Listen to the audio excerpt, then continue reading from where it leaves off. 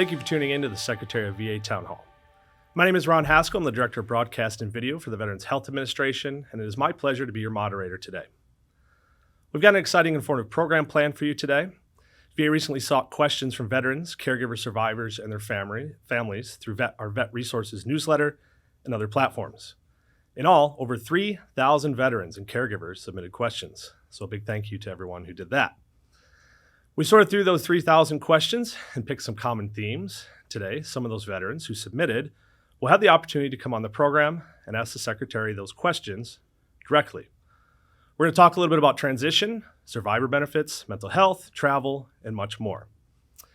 All right, now that we know what to look forward to over the next hour, sitting across the table from me here is the 11th Secretary of VA, Mr. Denis McDonough. Sir, you ready to get into it? Let's go, Ron. All right. First up, this person submitted their question. They're not joining us live, but it's Ken. He's a Marine from Danville, Virginia. He asks, will VA and DoD be willing to work in partnership to ensure transitioning service members will have automatic enrollment into VA healthcare upon separation from active duty military service? Yeah, Kenny, thanks for that. I have you down as Kenny, so I hope I don't offend you by calling you Kenny. So, Kenny, thanks for the question. Appreciate the question, but particularly appreciate your service as a Marine, so thank you for that. Specifically on the question of whether we will implement automatic enrollment, we can't. Unfortunately, that's not available to us. That would require a law change. And I find it attractive myself, but I just want to level with you and say in the first instance, we can't do that. If we change the law, we can't. So if we're not doing that, what are we doing? Well, we're trying to urge veterans transitioning service members to engage the VA process earlier in their transition effort. We want to focus on three things in particular. One, we want you to go ahead and establish a va.gov account while you're a transitioning service member. Two, we want you to file a disability claim during your transition period. That is to say, we know, and it's correlated, that the extent to which you file a claim earlier, including in particular during your first year as a veteran or during the transition period, that is correlated with higher service rating decisions. And then third, what we're trying to do is increase the communication between VA and the transitioning service member intensively during that first year. Let me call out two things in particular. One, we now have a new separation health assessment. I was just at DoD about 3 weeks ago with Secretary Austin. We visited a PACT Act fair. While there, I got briefed on a new VA DoD program called the Separation Health Assessment. This is an assessment conducted by DoD clinicians that serves for purposes of both the VA disability process and your separation or retirement process. So rather than requiring you to get multiple clinical reviews, that separation health assessment gets us largely what we need to get your claim filed. The second thing I want to highlight is during that first year out of service, we have a program called Operation Solid Start. We reach you as a veteran in that year 3 times during the course of that year. And the idea is to check in and see how things are going, because we want to make sure that we're fitting VA into your life, not expecting you to make a decision when somehow you should know and remember everything that was in your transition brief, and you would just remember what number to call at VA when you need something. We want to make sure that we're just establishing a relationship with you, fitting our programming into your life, reaching out to you into your life so you know what's available to you. So those are 2 examples of very concrete things in the context of those 3 steps we're urging veterans, transitioning service members to take earlier in their transition process. So thanks for the question, Kenny. Appreciate you very much. All right. Next up, I we'll ask her to come off mute here, is Rebecca. She's an Army veteran from Churchill, Tennessee, and she has a question on women veterans and the Women's Health Clinic. Rebecca, you're on the Secretary. Go ahead. Good afternoon, Mr. Secretary. Good afternoon. I am a Vietnam-era veteran. I know I look good for my age. I was a member of the Women's Army Corps, known as the Awesome. WACs. Awesome. I am also a proud member of the Kohari tribe of North Carolina. Awesome. I currently receive my health care at the VA Medical Center here in Northeast Tennessee. I was recently made aware that there was a women's health clinic at that facility. I was very excited at prospects, as I had often felt uncomfortable during my visits. Some things have changed and some things haven't changed. When I inquired about the clinic, I was told that there were only 2 providers. One of the providers did not accept new patients. I'm not sure how I fit in that, since I'd been at the facility for almost 3 years. The other provider only worked 3 days a week.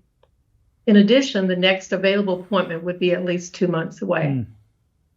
As women veterans account for the fastest growing segment of our military, what assurances can you provide us that the VA will make this a priority when it comes to the decisions that are made regarding our unique healthcare needs? Thank you for the opportunity to ask this question. Yeah, Rebecca, thank you so much for the question. Thank you for your service, and you do look great. So thanks so much for this, and thanks for being so patient to ask the question. The first thing I want to say is I'm sorry that that's the experience that you've confronted in the first instance.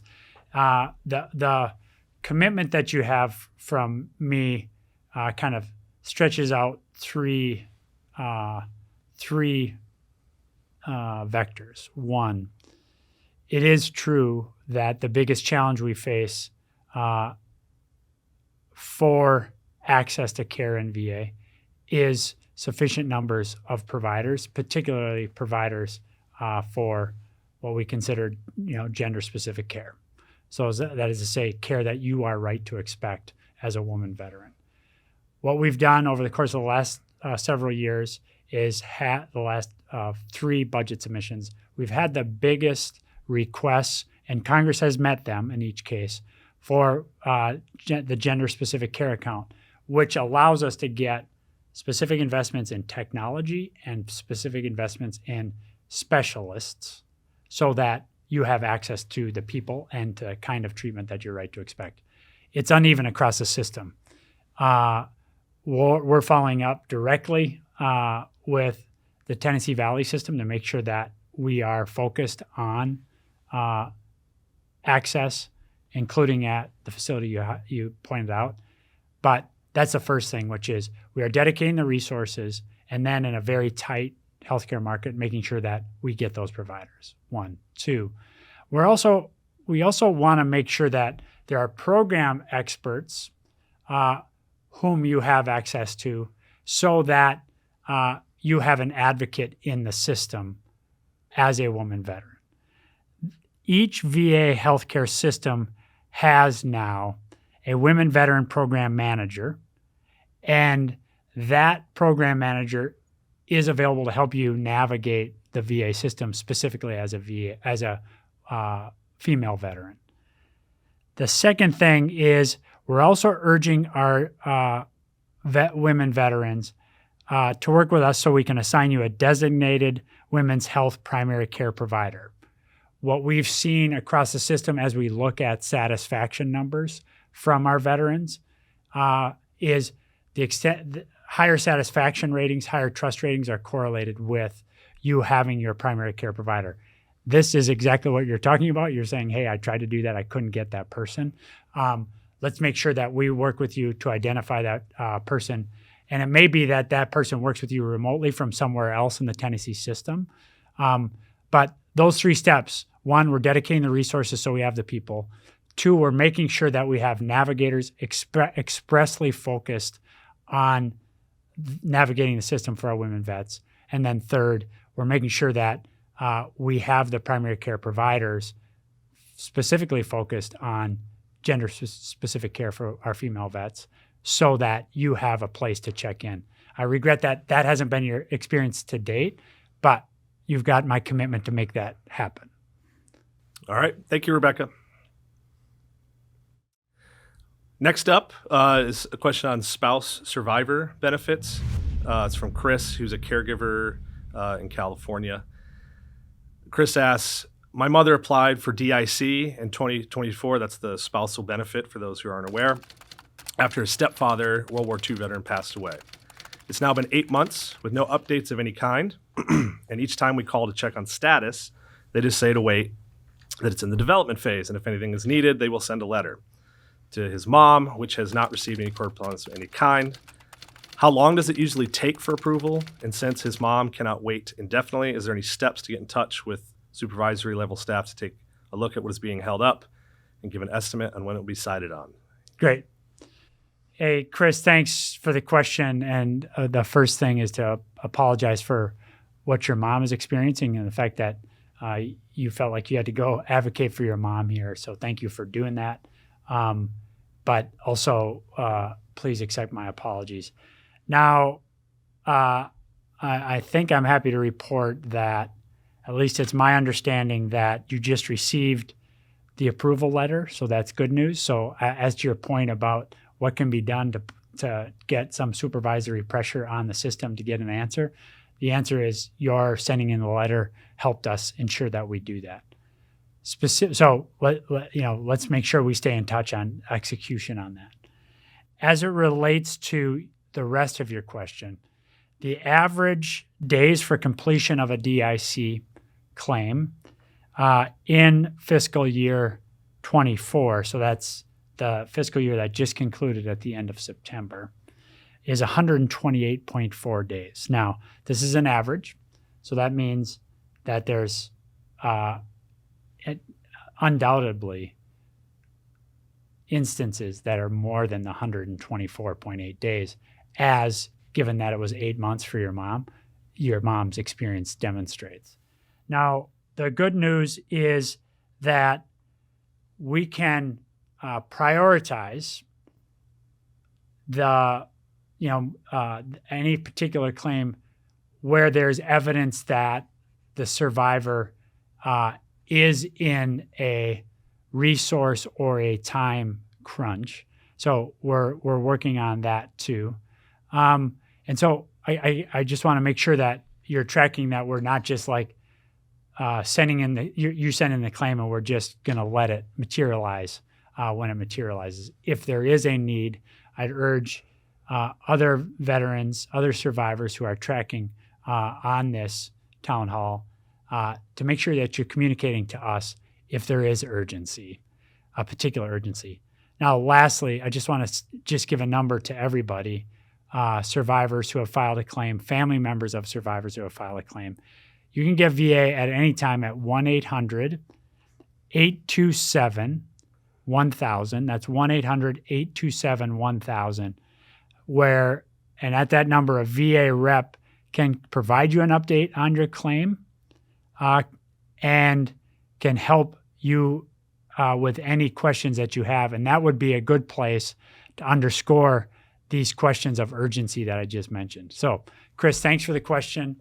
I hope the information I have here is true, that you recently got that your mom recently got the communication. And if that's not the case, let's make sure that we get that done.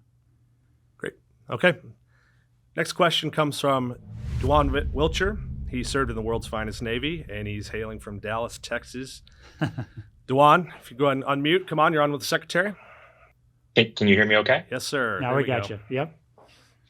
Good afternoon, Mr. Secretary. And Ron, you are correct. The world's finest Navy. Thank you so much, Mr. Secretary, for your time. Good afternoon, Sailor. Thank you for the chance to talk with you.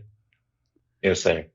Reflecting on your personal experience in public service, which steps should the VA take utilizing public-private partnerships to prioritize veterans' mental health, especially regarding social isolation and economic instability that heighten vulnerability to bad actors? Yeah. I'm really appreciative of this question, and the Surgeon General of the United States has recently commented that he thinks we're in an isolation pandemic, a loneliness epidemic, he calls it, where too many people, and this includes our vets, find themselves isolated. And so this is a really important point. Let me just highlight 3 areas, Duan, in particular, where I think we're doing important public-private partnership work. But I also know there's much, much more. I'll start with something that the president joined us in doing earlier this fall during Buddy Check Week. This is an idea that came from the VSOs, really based on their experience, your experience in service, where where we working with the Legion, with VFW, have instituted, it has set aside a week each year to urge people to reach out and check in on their battle buddies. And, the president got on the horn with several vets across the country just to do that, to check in on them. So by working with the VSOs, we were able to heighten this idea that with a relatively low barrier to entry, we can just take a very concrete step to check in on our battle buddies. So the Buddy Check is a really good example of this. We do it each October, and I'd urge, we don't have to wait for October, right? Make sure you're checking in on your buddies regularly.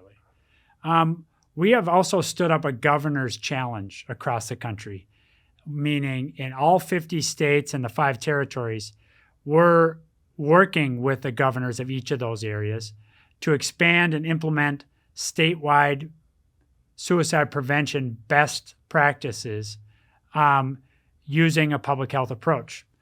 So that's where we leverage state partners in all 50 states and the 5 territories and their private sector partners to, again, create opportunities for community and fellowship for vets, go out and find vets and reach them. We do the same then across our cities with the Mayor's Challenge, where we have dozens of cities across the country where the mayor is also using the city resources plus local, commercial partners, private sector partners to reach out to veterans. Third and last, there is a program passed by Congress in late 2000 called the Sergeant Parker Gordon Fox Suicide Prevention Grants. We now have those in all 50 states. We have something like 83 partners in all 50 states, including and in Puerto Rico and Washington, D.C., where we invest in local community partners. Sometimes those are for-profit institutions. Sometimes they're not NGOs or not-for-profits, where they're running programming. Some of it is recreational therapy. Some of it is music or art therapy, for example, where they, in those communities where they know their veterans best, are taking those federal dollars and investing in their programming so they can go find veterans and so veterans can have a place for fellowship and partnership with their battle buddies with fellow vets. So those are 3 examples of it. We believe here at VA that suicide is preventable. We prove it every day. We see it every day. And we do believe that we're going to need every one of these partnerships to ultimately bring down this stubbornly, maddeningly sad high level of veteran suicide. We got to get that to 0. And through these public-private partnerships, I think we can do that. Thank you, sir, for your time. Thank you. Thanks, Juan. Speaking of mental health and counseling resources, Secretary McDonough recently visited one of VA's more than 300 community-based vet centers to speak to veterans and VA staff. Let's take a look. Hello, everybody. Denis here. I wanted to just take a minute to stop by here at the DC Vet Center to hear about the experiences of a bunch of Vietnam veterans who get excellent care here. And I want you to hear a little bit directly from two amazing Vietnam veterans, Lavelle and Dave. Lavelle, over to you. Yes, my name is Lavelle Johnson, and I've been with the Vet Center for about 10 years.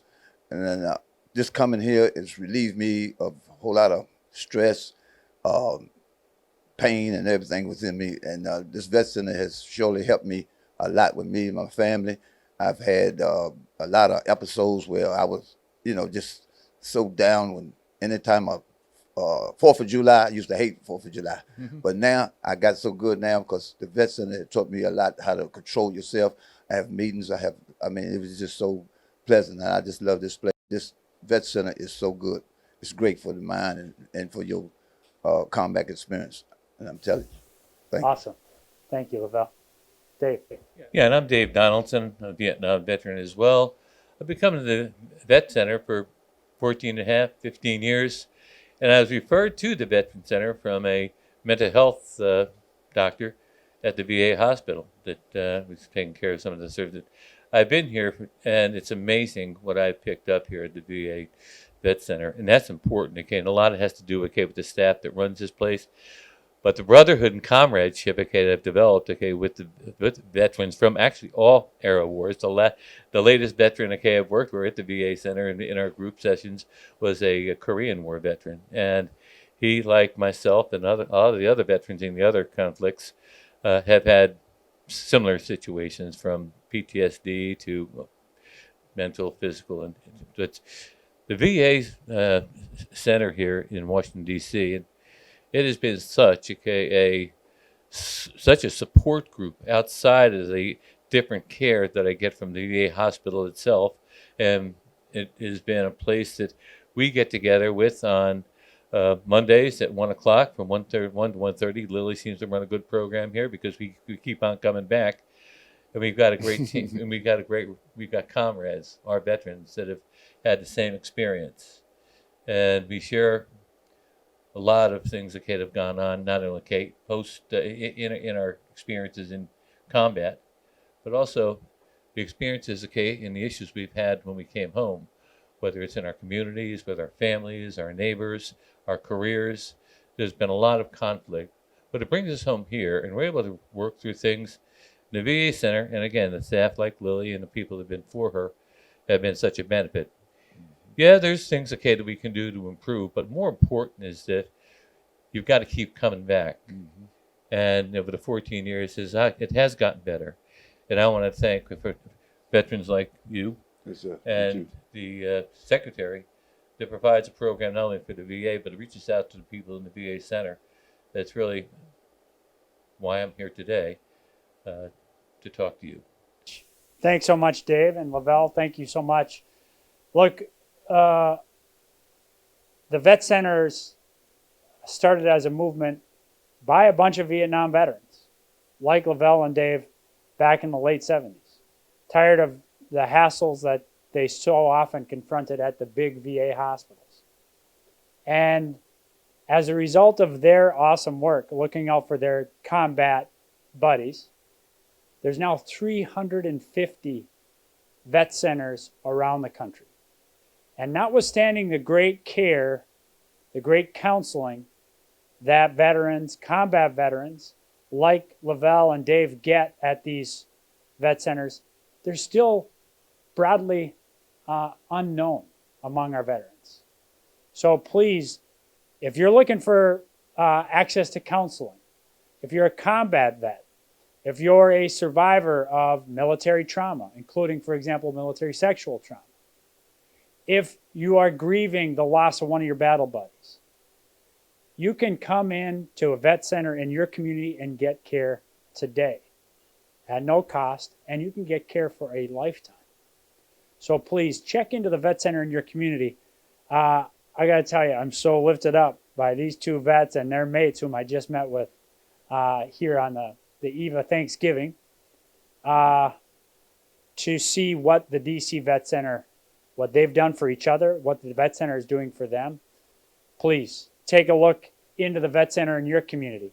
It's in a retail setting, in your community, low barrier to entry. Chances are you're going to sit down with a counselor who's a combat vet, him or herself, looking out for their fellow combat vets. So thanks a lot, everybody. Appreciate you checking in with us. Next up, we're going to go to Mike Hartford, also a Navy veteran. He's in Denver, Colorado. Mike, you come off mute. You're on with the Secretary. Hello, Mr. Secretary. Hey, Mike. Sir, thanks for your leadership the past 4 years and getting the PACT Act signed into law under your watch. What a tremendous accomplishment. Well, you're generous to say that, Mike, but it had nothing to do with me. Republicans and Democrats on the Hill made that happen, and the president, of course, really pushed hard on it. So He sure did. Yeah. As mentioned, my name is Mike Hartford, and I work for a nationwide nonprofit that treats veterans and first responders with invisible wounds called Avalon Action Alliance. I'm also a retired VA director, served in the Air Force, Army, and retired as a Navy Medical Service Corps officer. Awesome. My question is, as we all know, veterans challenged with invisible wounds, especially TBIs, are high risk for suicide. How would you envision utilizing community care network providers as VA partners to more effectively address the complex physical, mental, emotional, and spiritual needs of this vulnerable veteran population? Thank you. Yeah, thanks so much. Look, I really appreciate the question. And what we have is a massive opportunity here. And before I get into the rest of the answer, let me just foot stomp or dog ear, double click on the point you made about spiritual wounds and spiritual isolation. One of the great assets that VA has is our chaplain corps. And our chaplain corps is such a force multiplier in terms of our clinicians, but also in terms of their fellow clerical leaders in communities across the country. And so I just want to underscore my appreciation for and respect for your calling out this question of spiritual isolation and spiritual wounding. I'm really proud of VA's work on that. Now, to the rest of the question, 42% of all the care we provided last year, and we provided 131 million appointments for veterans last year. So 42% of those appointments, as measured, 42% of that care, as measured by relative value units, which Mike, you know all about, was provided in the community. So think about all those hours that our community partners are with veterans in clinical settings. So there is no doubt that we have to ensure that as we deepen and continue to deepen our reliance on community care partners, on community network providers, that they're culturally competent in the delivery of that care, and they're best trained and best educated as it relates to indications for suicidality, especially as it relates to TBIs. And so we're working very aggressively with our third-party administrators.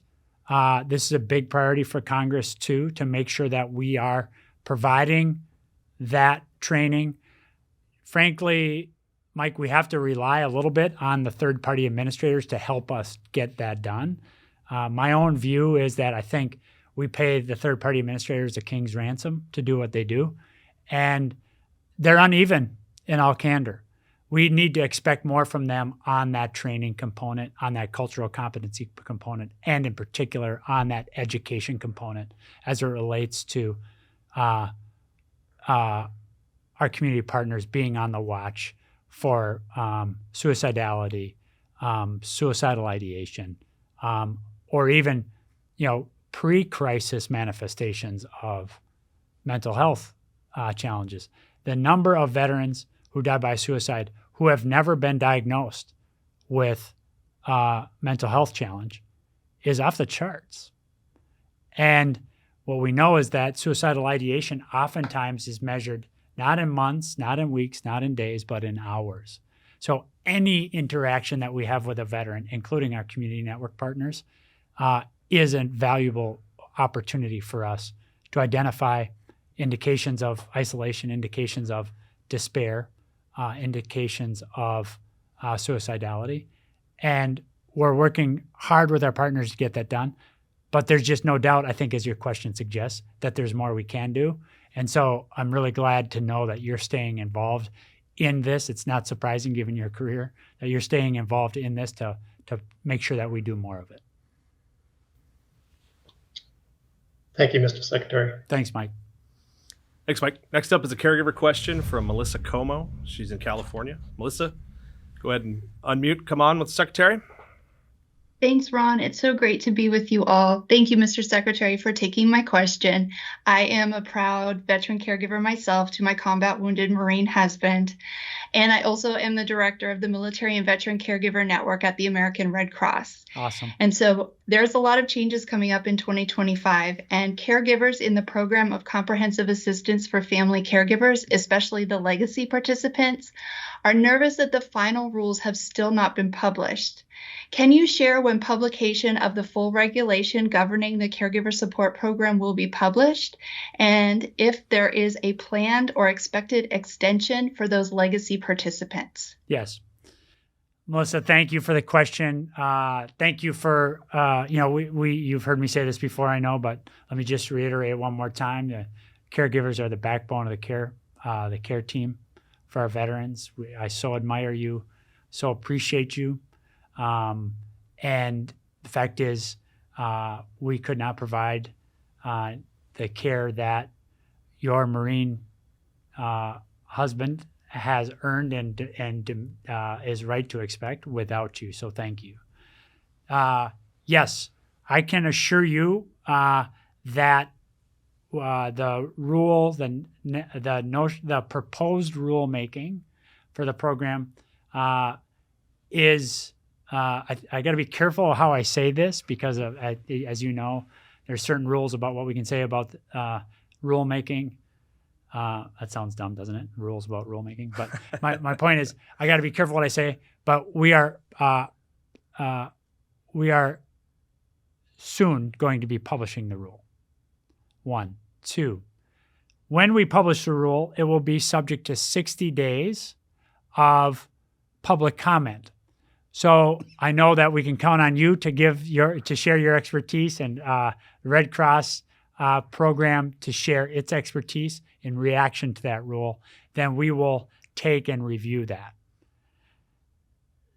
On your question about whether we would extend the period for the legacy program participants, that would be something that we would address in the rule if we need to go beyond where we currently are.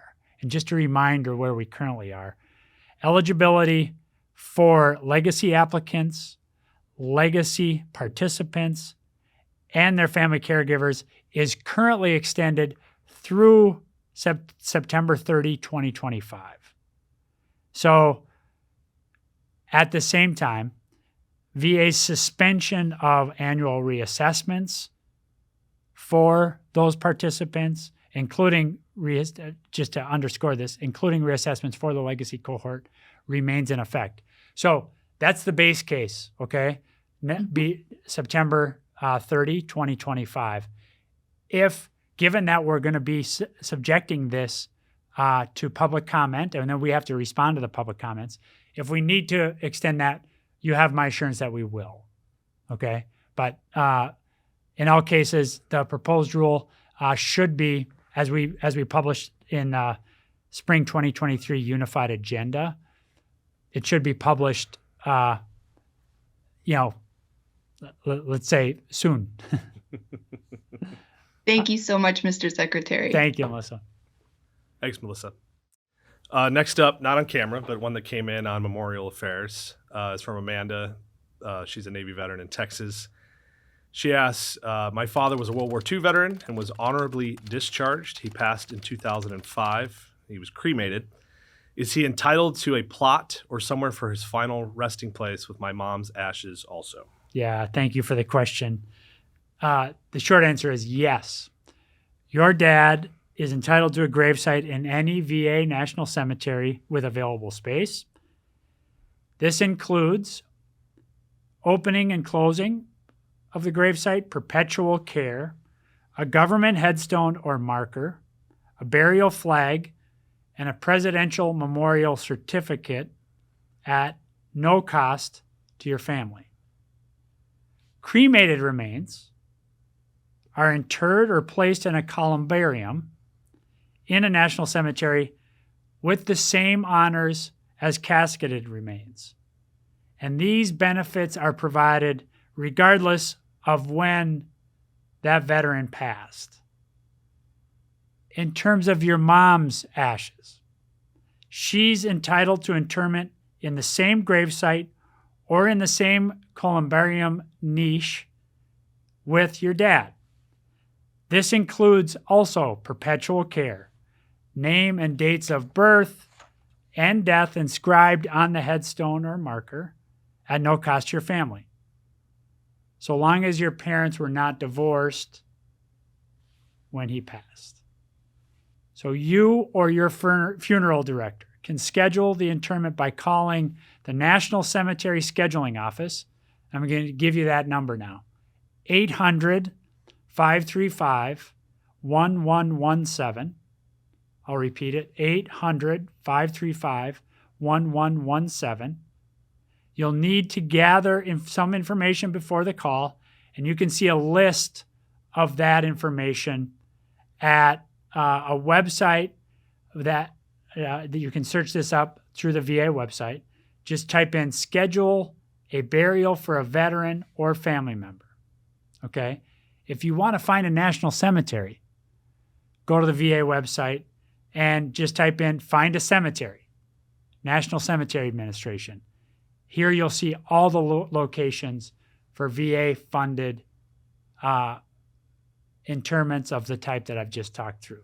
So thank you very much for the question. I hope that's helpful. Okay. A lot of questions that came out of the 3,000 were on travel. Naturally. Yep. Not a surprise. William, who's an Army veteran in Massachusetts, asks, I think it's been at least 20 years since the last travel reimbursement raise to 44 cents per mile was granted. Because of the ever-increasing cost of living, would you please tell us when we can expect the next increase? Yeah, thanks, William. I appreciate the question. Now, right now, pursuant to law, VA cannot exceed the travel mileage rate above the 41.5 cents per mile. To increase that, which is what your question is, we need Congress to change that law. Okay? So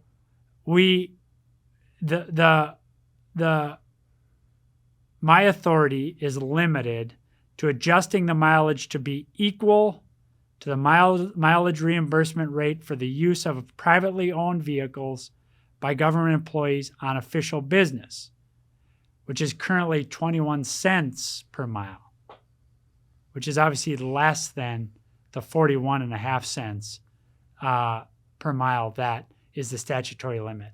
So the bottom line is we need a little help from Congress on this. I do know, judging from my interactions with Congress, they're hearing from you and your fellow vets, William, on this. So hopefully we can see some progress on this. But that's the state of affairs at the moment. Okay. Another one we hear a lot about is dental. Gerald, who's a Navy veteran in Florida, asks, why don't we get dental care as a 30-year active duty retiree? Yeah, this is a really good question. So, Gerald, that was one of my brother's names, by the way.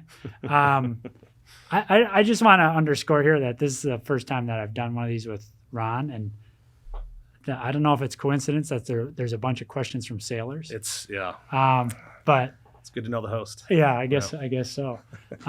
So I don't know. You may have a view about the upcoming game too, but I'll not bother you with that. So Gerald, there's two ways you qualify for dental care at VA. Unfortunately, length of service is not one of those. The two ways you qualify for service is if you have particular service-connected oral health needs. Second, if you are 100% service-connected, you qualify for dental care. Now, let me just urge you to think about the following, especially if you're a 30-year veteran. Under the PACT Act, we've had, I think, I want to say, and I'm going from memory here, 400,000 priority group rating upgrades as a result of the fact that PACT Act has allowed veterans to increase their service connection. In fact, today, there are 17% more 100% service-connected veterans than there were before the PACT Act was enacted, which means demand for dental care is going to increase by something in the order of 4x over the next 4 years. So I raise that for two reasons. One is to just sensitize you to the fact that there's going to be more opportunities for dental care. Two, I urge you, Gerald, to, if you haven't filed an additional claim under the PACT Act, I urge you to do so, because that might actually end up providing you the opportunity to increase to 100% service connection so as to get access to dental care. I hope that answers the question. Sorry to get so animated about this. But I think increased access to dental is so important. We've been looking for ways to increase access. And the PACT Act, by increasing it as much as 4x in the next 4 years, from about 600,000, a little over 600,000 veterans to almost 2.5 million, is an enormous opportunity for us. By the way, it's an enormous challenge for VA too. So we better be darn sure that we're ready, that when those veterans are eligible for that dental care, that we can get it for them. So thanks for the question. Please take a look at whether you filed a claim for increase, because the quickest way to get access to dental through VA is to get that 100% service connection. Thanks, Gerald. All right. Next one is one we got a few on as well.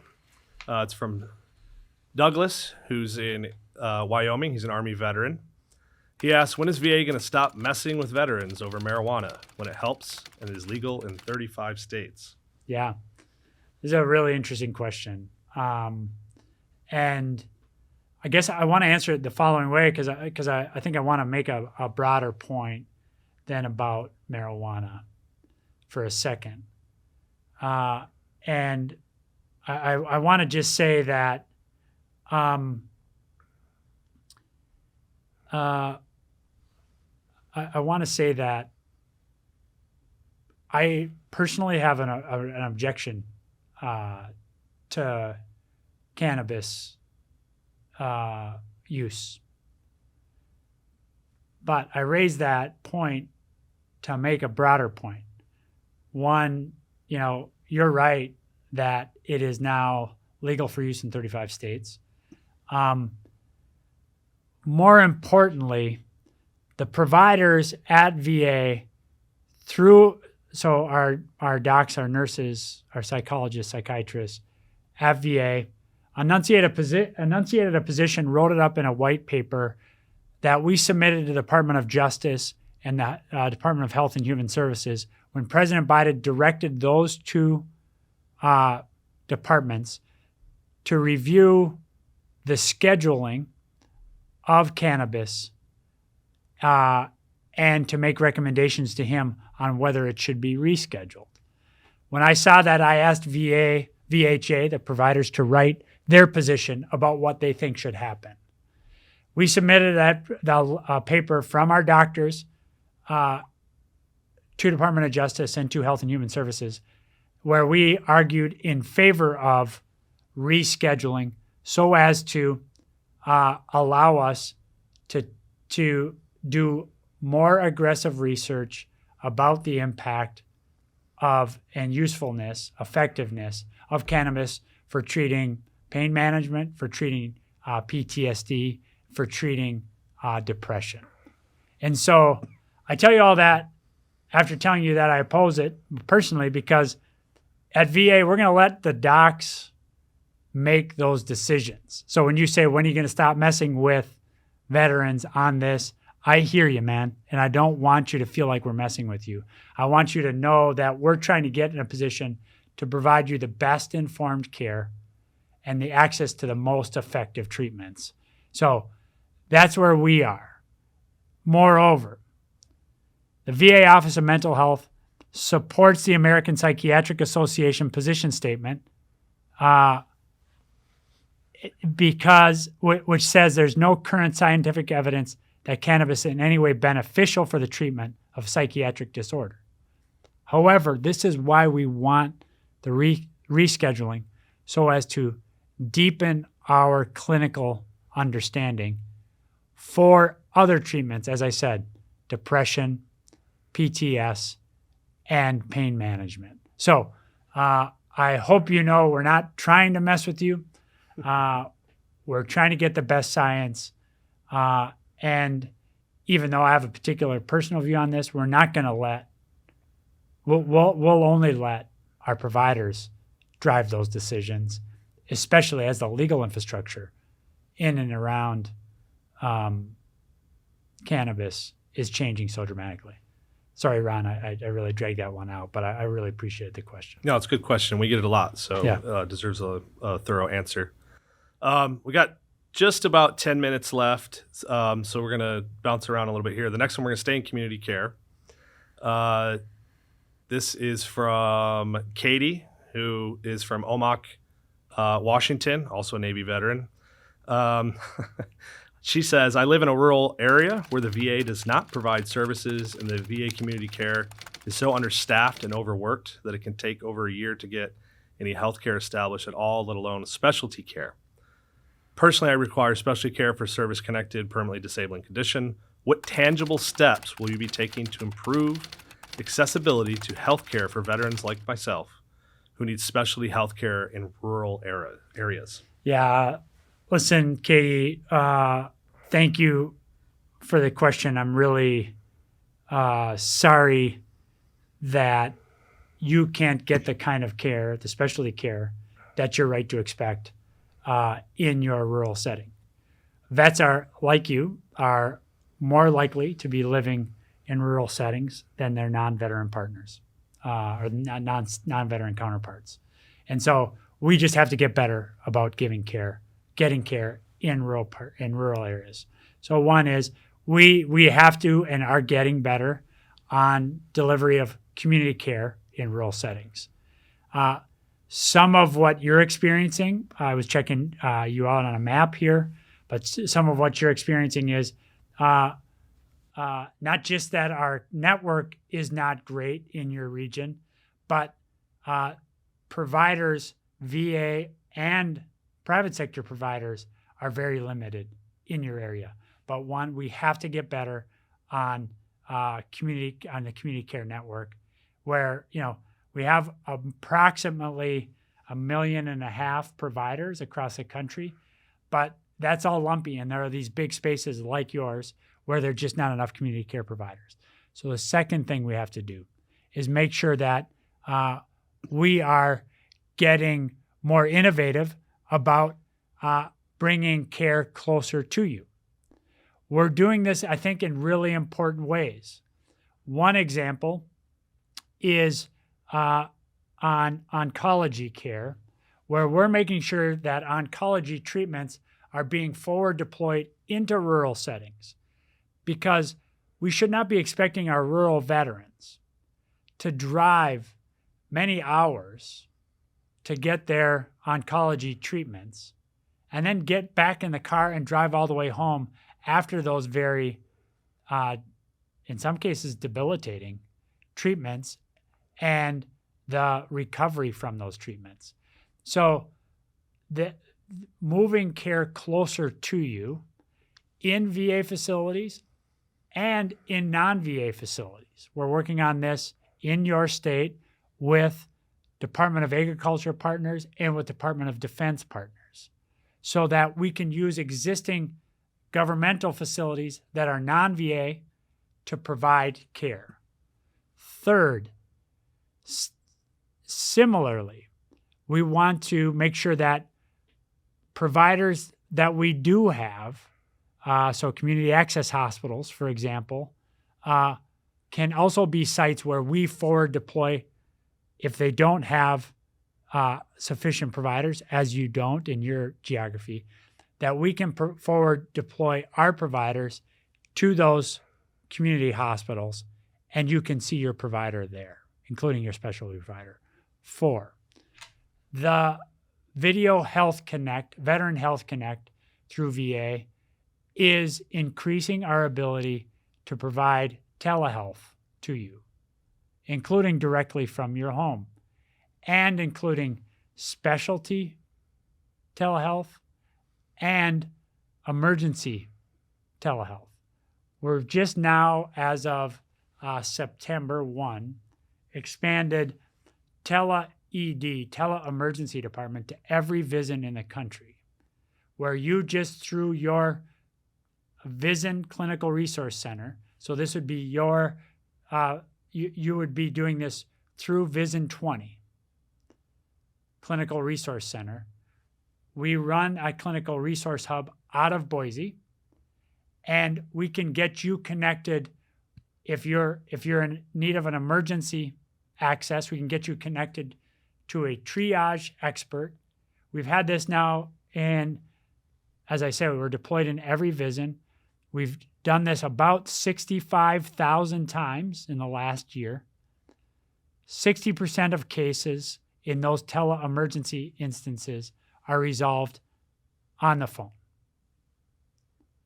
If it is turns out it is a real life emergency, that triage expert will stay on the phone with you, will get 911, stay on the phone with you until emergency is with you.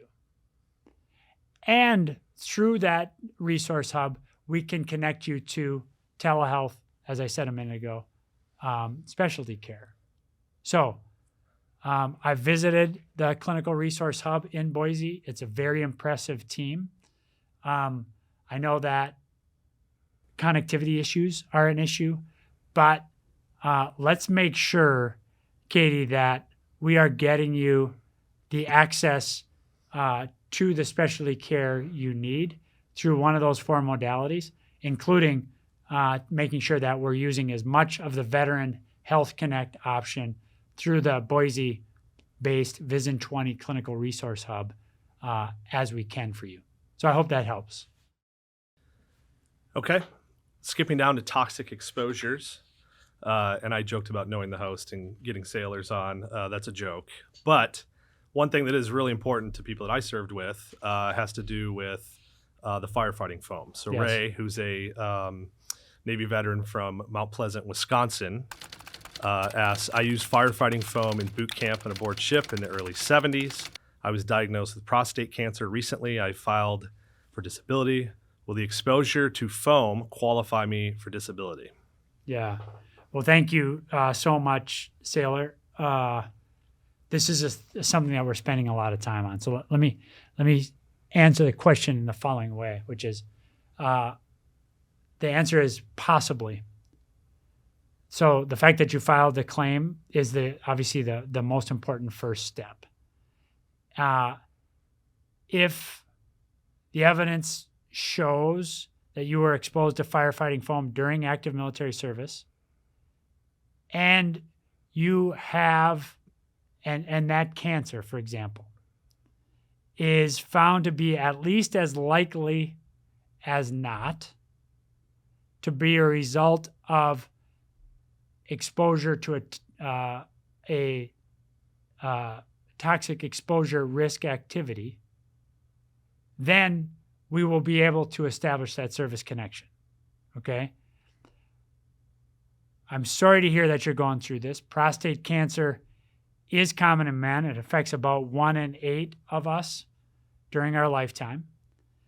So I encourage all our male veterans to talk to their healthcare providers about men's health issues and include prostate cancer screening in their medical visits and their wellness visits.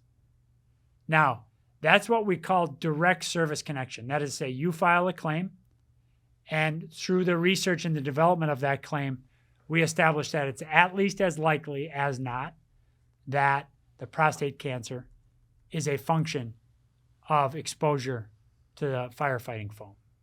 So we'll check into that on our end, and we'll make sure that we're staying on top of that claim. Now, there are not currently presumptions of service connection. That's the other way, right, to get a service connection, is that there is a presumption of service connection. But, that is to say, to firefighting foam. But we've just started the process of looking at what are known as PFAS, or forever chemicals. I'm not going to read you the whole title of PFAS, but I'm sure you've run into reporting on this. VA has initiated a federal register notice of its intent to study the possible relationship of PFAS to kidney cancer, which we think is the likeliest presumption of service connection. So please continue to file claims as you have, and Raymond, and let's make sure any other vets watching, if you've been exposed to firefighting foam or other forever chemicals, file those claims. That will help us both try to establish a direct service connection and then to build the scientific basis for a presumption of service connection. I hope that's a helpful answer to the question. That's great. Yep, people appreciate that. Okay, we're getting close to time. Any closing thoughts or anything on your end before we sign off? Listen, I really appreciate you guys submitting your questions, taking time out of your day to submit the questions, to come ask them of me, to put up with my long answers. I just want to remind you why we do this. We work for you. And I want to hold myself to account to you. And it matters to me an awful lot that you take that time out of your day to honor me with your question. That tells me that you have expectations of us. And I want you to know that we take your expectations seriously. We don't always get it right. We're getting it right more times now, but we don't always get it right. And we can't get it right without you continuing to press us. And as long as I'm here, you got my word that we'll hold ourselves to account to you.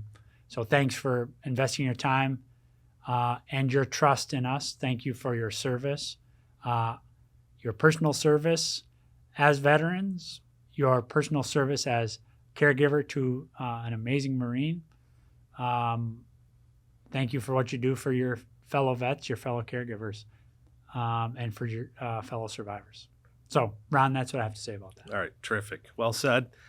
That's all the time we have for today. On behalf of Secretary McDonough, the VHA broadcast team, and our friends in the Veterans Experience Office who helped pull this together, I'm Ron Haskell. Thank you for your service, and thank you for watching. Be well.